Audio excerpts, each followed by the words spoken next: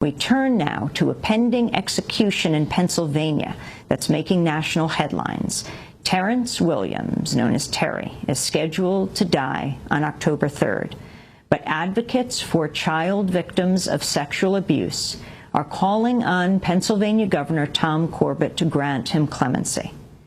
Terry Williams was convicted of 2 grisly murders in the 1980s. First, convicted of killing Herbert Hamilton, a 50-year-old man found naked with his throat cut by a knife.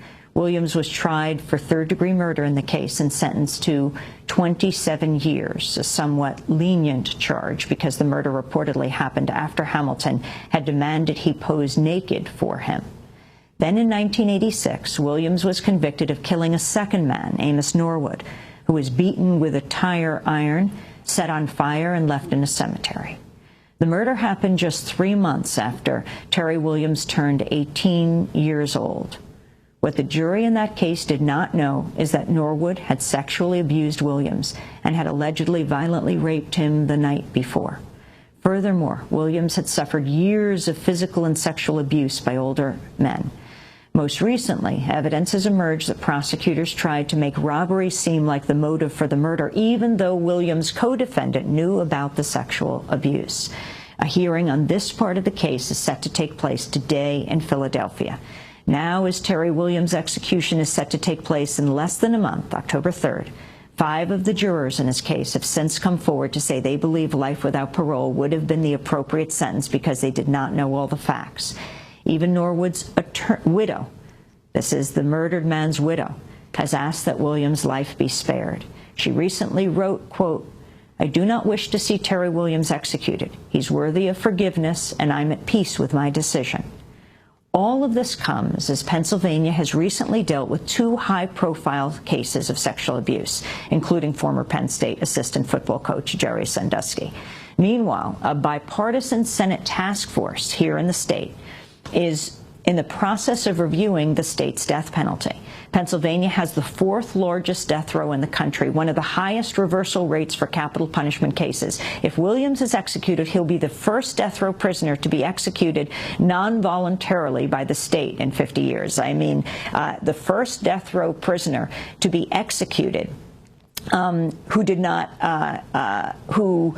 of anyone who appealed their case. For more, we're joined in Philadelphia by Mark Bookman, Executive Director of the Atlantic Center for Capital Representation, a former public defender, and Frank Cervone, Executive Director of the Support Center for Child Advocates. He's written several op-eds on the case and joined numerous other groups against sexual violence and for human rights, along with mental health professionals and faith leaders, in publicly calling for the governor to commute Terry Williams' death sentence to life. We welcome you both to Democracy Now! Why don't we begin with Mark Bookman of the Atlantic Center for Capital Representation. Talk about Terry Williams' case. Well, you know, the most interesting thing about the case, the death penalty is, you know, supposed to be reserved for the worst of the worst. I mean, that's how all statutes are designed. That's what our Supreme Court has talked about.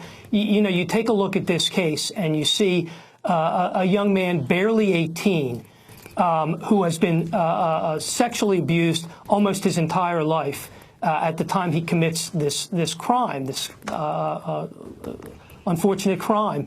And who would say that he's the worst of the worst? I mean, how would anyone decide of all of the people that have committed murders in Pennsylvania that this barely 18-year-old who's been sexually traumatized his entire life would be the worst of the worst? And yet he's the first person that we're going to execute non-voluntarily in 50 years.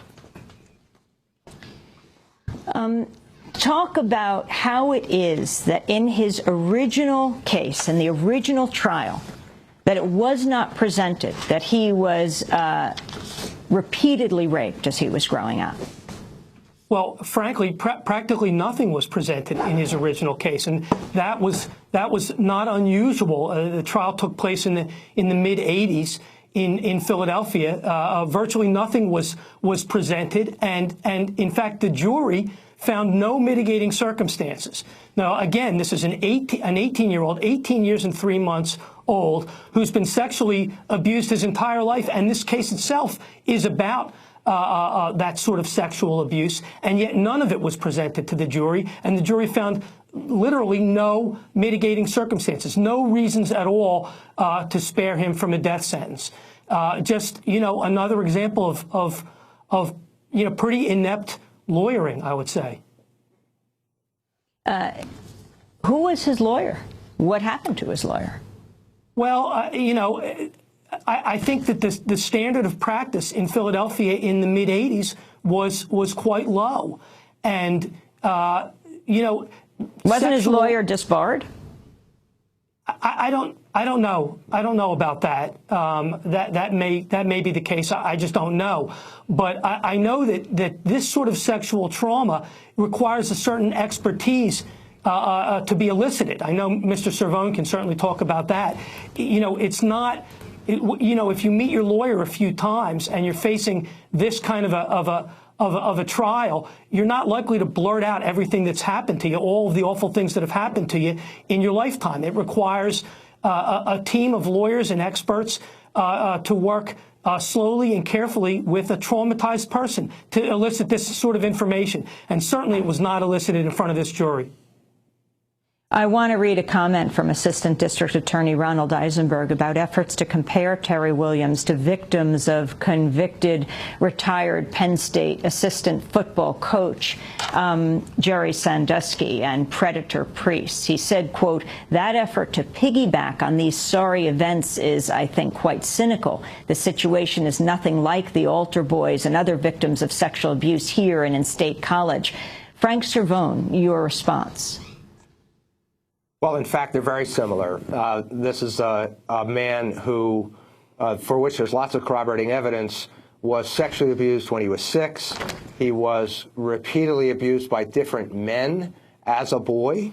The man he is convicted of killing, for which he got the death penalty, Mr. Norwood, was 56 years old when he was 18 years old. I think one of the significant comparisons and similarities between the Sandusky victims and this fellow lies in their respective similar decisions in their lives not to disclose. It took years for these men to come forward to talk about what happened to them. And that's really understandable. We're getting to see the Sandusky case, the Priest case, cases, and lots of others kind of in the current scene are opening people's eyes to understand why victims would elect not to disclose. Terry Williams he knew he was facing a death penalty, and yet, even in the face of that kind of consequence, he could not bring himself to tell the police, to tell his lawyer, to tell anyone about this history. I have to imagine, and well, he certainly told his lawyers and the court since then, that he was deeply shamed, certainly confused about his sexuality. He kept all that inside, and you have to ask, what happened to you? What caused you to come to be silent? How did your board, Frank Cervone, you're the head of the Support Center for Child Advocates, how did your board respond to you taking on this case?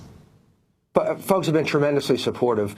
We're a small Philadelphia-based nonprofit organization. We think we're the largest volunteer lawyer program for kids in the country. But in the span of organizations, we're not a huge place, and we're run by a wonderful staff and a dedicated volunteer board, lawyers and professionals from the community. And the question comes up, well, why are we a child advocacy organization in this space? Why are we in this case? We're not a death penalty organization. We don't represent adults. We only represent child victims. But in point of fact, we were able to see together that the story of Terry Williams is a story about child abuse. It's a story about victimization. It's a story about what happens to someone who's been so victimized that they can't tell.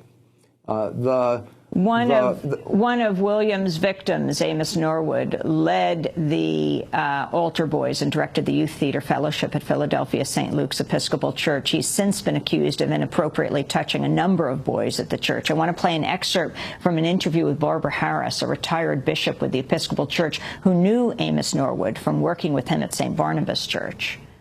Mr. Norwood was warden of what we call warden of the acolytes. And that means that he supervised and trained the boys who served at the altar during worship. I hold a strong belief that justice would not necessarily be served by executing this young man, given the circumstances surrounding his crime. That was Barbara Harris, a retired bishop with the Episcopal Church. Your response, Frank Cervone? This sort of relationship is the most seditious and upsetting kind of corruption. It's one thing to take money from the church plate. It's another thing to use your position of power and of authority, of influence, really your pastoral care, to get inside the mind and the life of a boy, of a young person who's been entrusted to you for care and for pastoring. It looks like that's what Norwood did. It certainly helps us to understand why a person like Terry Williams would be confused, at a minimum be confused. As I said earlier, to be so confused as in the face of this grave consequence, to feel a lack of power, to act out against him until that power so erupted that it was expressed in a rage. And very briefly, Mark Bookman, the Pennsylvania Senate appointed committee that's looking at the death penalty and recommended that there be no executions until they come up with their recommendations next year. Right. This is a committee that's been formed. A Senate resolution was passed. The two leading figures on that task force have signed on 12 other members of the advisory committee, all saying that, you know, when we're studying a state like Pennsylvania, and you have to understand Pennsylvania has not executed anyone, as I said, non-voluntarily in 50 years, and we have the highest reversal rate in capital cases of any state in the country. So we bear close study. And what they're saying, what this committee and what this task force is saying is, let's take a close look at the Pennsylvania death penalty. Let's see if it's working appropriately. Certainly in this case, it did not work appropriately. And let's just wait until our study comes down and a report is issued before we go ahead and execute someone, especially someone like Terry Williams. So that's, you know, that seems reasonable. We're going to leave it there, but we'll certainly continue to follow the case of Terry Williams on death row here in Pennsylvania, scheduled to die on October 3rd. Pennsylvania has the fourth largest death row, more than 200 people on death row in the country. Mark Bookman, thanks for being with us. Executive Director of the Atlantic Center for Capital Representation, and Frank Cervone, Executive Director of the Support Center for Child Advocates. We're on the road in Pennsylvania. Stay with us.